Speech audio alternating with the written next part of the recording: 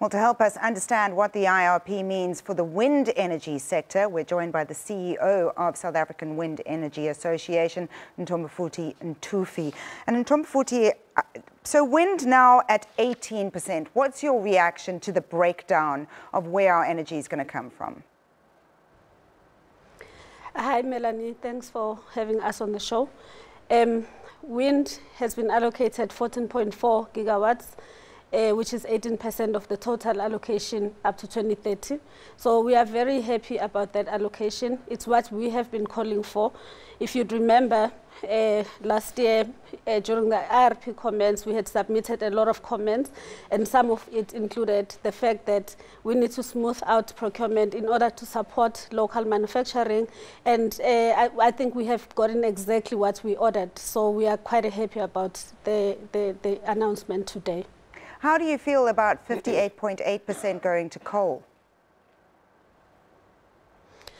Look, transition is something that happens over a long time. We are in an energy sector that is transitioning.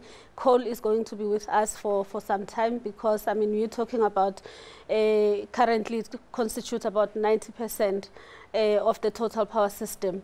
So going forward, Minister has announced a decommissioning plan as part of the IRP, but still a lot of coal will be a part of the generation capacity. So it's a power mix, and we welcome what the department has published. A power mix that does now give a lot more to wind. What's the wind energy infrastructure like at the moment? Currently, we have installed 2 gigawatts of wind power throughout the country. I would say mostly in the coastal areas, Western Cape and the Eastern Cape.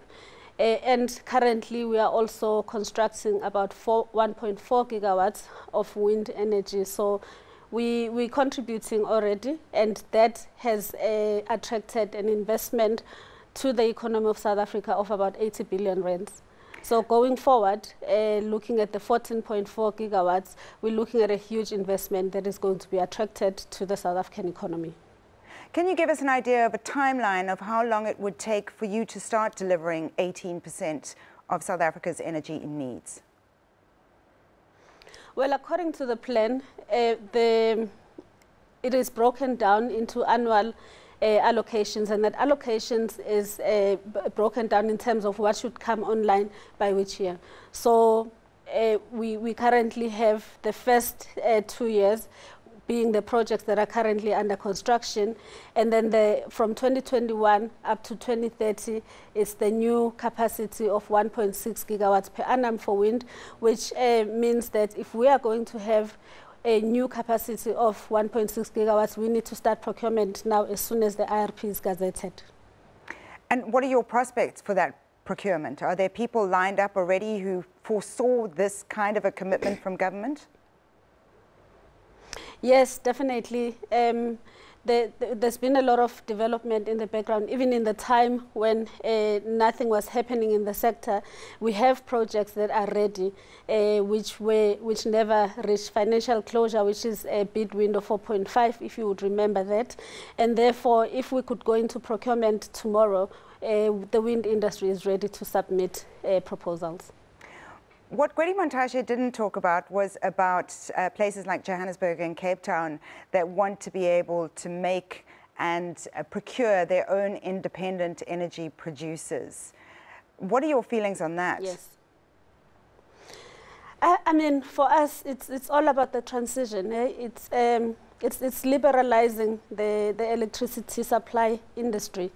So if you allow municipalities like City of Cape Town and City of Johannesburg to procure their own power, I mean, they are utilities in their own right.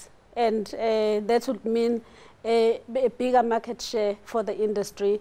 And then they don't have to go through the national utility to actually get power. And they can have a control of how much power they procure and from what sources.